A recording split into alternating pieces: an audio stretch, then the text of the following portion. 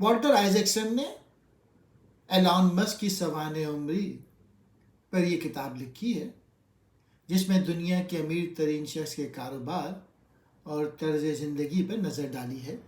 آئزیکسن لکھتے ہیں کہ مسک خطرے کا عادی ہے۔ اس کتاب میں 95 چیپٹرز اور 600 پیجز ہیں۔ یہ کتاب کھوج لگاتی ہے ایلان مسک کے مشکل بچپن کی اور اس کے والد کے ساتھ اس کے پریشان کن تعلقات کی۔ اس کتاب میں مسک کی ذاتی زندگی کے دیگر پہلوؤں کی بھی تفصیل ہے جن میں اکثر افراتفری اور گڑبڑ کے طور پہ بیان کیا گیا ہے۔ ایلان مسک ایک باصلاحیت، اس کے پاس سیکھنے، یاد کرنے اور حساب کرنے کی صلاحیت ہے جسے بہت کم لوگ برقرار رکھ سکتے ہیں۔ اس کے پاس ایک سیارے کے سائز کا دماغ ہے۔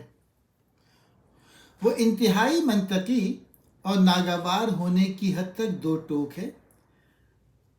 یہ Zip2 internet startup کے ساتھ ابتدائی کامیابیوں کا پتہ لگاتی ہے، پے پیل کے ساتھ اس پہلی بڑی خوش قسمتی تک۔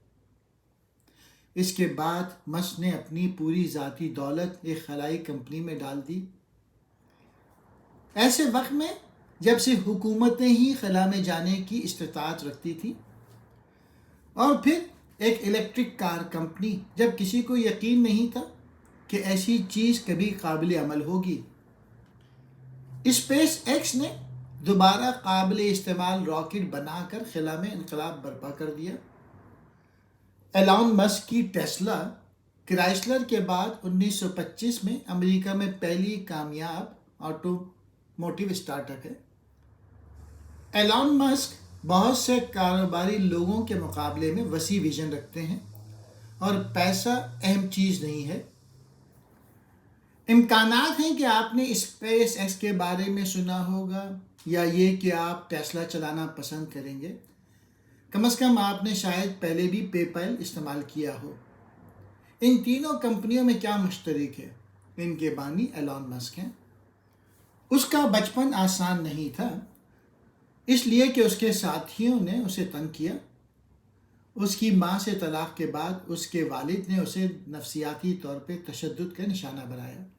شروع سے ہی ایلان مسک کام پر شدت سے توجہ مرکوز کرنے کی صلاحیت رکھتے ہیں۔ وہ اپنی سوچ میں اس قدر مگن ہو جاتے ہیں کوئی اس سے جھٹک نہیں سکتا۔ وہ فوٹوگرافی کی یادداشت رکھنے کا دعویٰ بھی کرتے ہیں اور وہ یہ کہتے ہیں کہ بچپن میں وہ اکثر پڑھی ہوئی ہر چیز کو یاد کر لیتے تھے۔ پڑھنا ان کا بنیادی مشغلہ تھا۔ مسک کو خاص طور پہ ڈگلس ایڈم کی کتاب دی ہچ ہائیکرز گائیڈ ٹو گیلیکسی پسند تھی۔ ان پر اس کتاب نے انکشاف کیا کہ صحیح سوالات پوچھنا جوابات تلاش کرنے سے کہیں زیادہ اہم ہے۔ مسک کہتے ہیں کہ جو زندگی وہ گزار رہے ہیں اس نے اسے حاصل کرنے سے پہلے اس کا خواب دیکھا تھا، یعنی ویژن کیا تھا۔ ایک چھوٹے بچے کے طور پہ وہ ہمیشہ امریکہ جانے کے لیے تڑپتے تھے کیونکہ ان کو ایسا لگتا تھا کہ ان کی اپنی صلاحیتوں کو استعمال کرنے کے لامحدود امکانات ہیں جو کہ امریکہ میں وہ کر سکتے ہیں۔ آخر کار 1988 میں وہ کینیڈا پہنچ گئے۔ ایک سافٹ ویئر انجینئر کے طور پہ اپنے ابتدائی کیریئر میں وہ بیٹھ کر کام کرتے تھے جب تک وہ مسئلے کا پتہ نہ لگا لیں۔ ان کے ایک سابق لیگ انجینئر بروس لیک نے کہا کہ مسک کے پاس بے حد توانائی ہے، ان لمیٹڈ انرجی ہے۔ علم آپ کو فائدہ پہنچاتا ہے۔ آپ جتنا زیادہ سیکھیں گے اتنا ہی آپ جانتے ہیں، آپ جتنا زیادہ جانتے ہیں اتنا ہی آپ کر سکتے ہیں، آپ جتنا زیادہ کام کر سکتے ہیں آپ کو کامیابی کے لیے اتنے ہی زیادہ مواقع ملیں گے۔ ایلان مسک ایسے آدمی ہیں جو نامعلوم علاقوں میں جانے کے لیے تیار ہیں اور نئی اور غیر کوشش شدہ چیزوں کے لیے وقت، پیسہ اور کوشش کرنے کا خطرہ مول لیتے ہیں۔ ایلان مسک سے جب کوئی کہتا ہے تو یہ ناممکن ہے تو ایلان مسک اس کو فائر کر دیتے ہیں، کہتے ہیں آپ پروجیکٹ سے باہر ہیں اور اب میں اس پروجیکٹ کا سی ای او ہوں، میں آپ کا کام کروں گا، اور بیک وقت 2 کمپنی کا سی ای او بن جاتے ہیں۔ حیران کن بات یہ ہے کہ جب بھی ایلان مسک نے کسی کو برطرف کیا اور ان کا کام لیا، اس نے جو بھی پروجیکٹ تھا اسے پورا کیا۔ ایک لیڈر کبھی بھی اپنے لوگوں سے وہ کام کرنے کے لیے نہیں کہتا جو وہ خود نہیں کرے گا۔ مثال کے طور پہ کئی سال پہلے جب ایسا لگتا تھا کہ اسپیس ایکس اور ٹیسلا دونوں فیل ہو جائیں گے، ایلان اپنے دفتر میں رہتا تھا۔ اس نے 18 سے 20 گھنٹے دن میں کام کیا اور رات میں وہیں آفس میں سوتا تھا۔ ہفتے میں 7 دن اور اپنے دفتر میں کام کیا۔ جب آپ کہہ سکتے ہیں کہ آپ جو کچھ کرنے جا رہے ہیں اور یہ کہ صرف موت ہی اسے بدل سکتی ہے، تو آپ کا وجود ایک نئے دائرے میں داخل ہو جاتا ہے۔ گوئٹے نے کہا تھا کہ دلیری میں ذہانت، طاقت اور جادو ہے۔ ایلان مسک نے اپنے کیریئر کے شروع میں اس نتیجے پہنچے تھے کہ زندگی مختصر ہے، اس لیے اگر آپ اس چیز کو قبول کرتے ہیں تو آپ ایک واضح نتیجے میں پہنچتے ہیں کہ آپ جتنی محنت کر سکتے ہیں اسے کرنی چاہیے۔ ایلان مسک نے اسپیس ایکس، پے پیل، نیورو لنک اور بورنگ کمپنی تشکیل دی ہے اور ٹیسلا میں سرمایہ کاری کی ہے، انہوں نے بنائی نہیں ہے۔ ایلان مسک نے صنعت میں خلل ڈالنے والے کئی کاروبار بنائے ہیں۔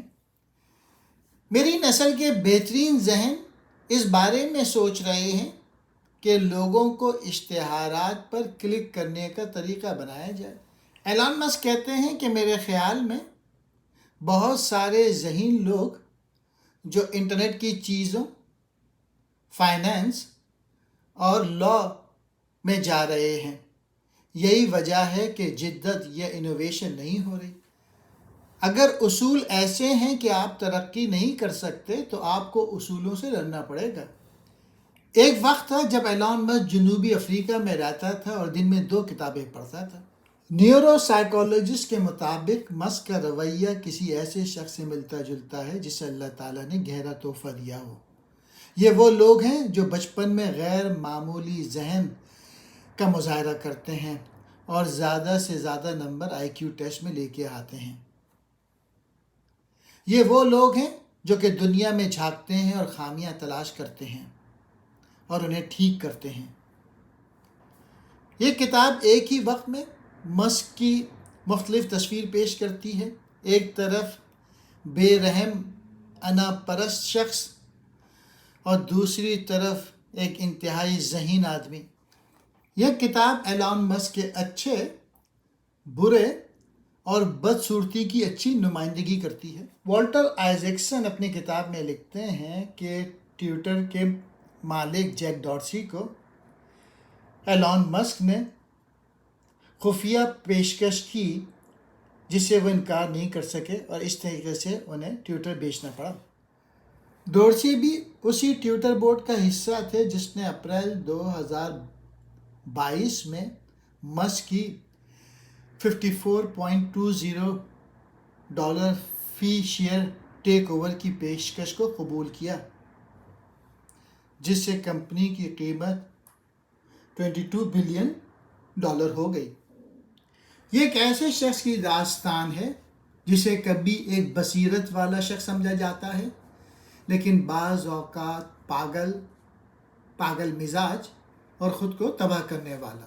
آئزیکسن لکھتے ہیں کہ اس ملک کا بڑا حصہ یہ سوچتا ہے کہ ایلان مسک ایک ویلن ہے، وہ اس سے نفرت کرتے ہیں، اور دوسری طرف لوگوں کی اتنی ہی بڑی تعداد ہے جو اس کو ایک ہیرو سمجھتی ہے۔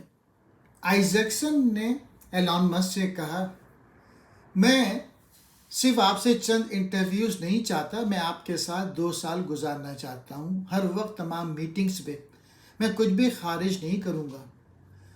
میں آپ کو سوالات کا ایک سیٹ دینے کے بجائے میں آپ کو عمل میں دیکھنا چاہتا ہوں، اور دوسری بات یہ ہے کہ میں نہیں چاہتا کہ آپ کتاب کا کوئی بھی حصہ کنٹرول کریں۔